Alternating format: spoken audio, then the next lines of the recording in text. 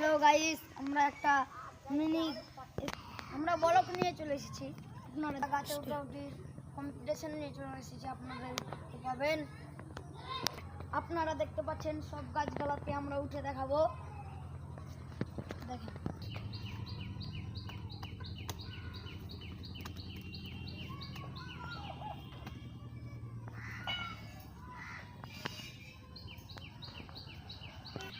এবার আমরা উঠবো বেলের গাছে, দেখতে পারবেন।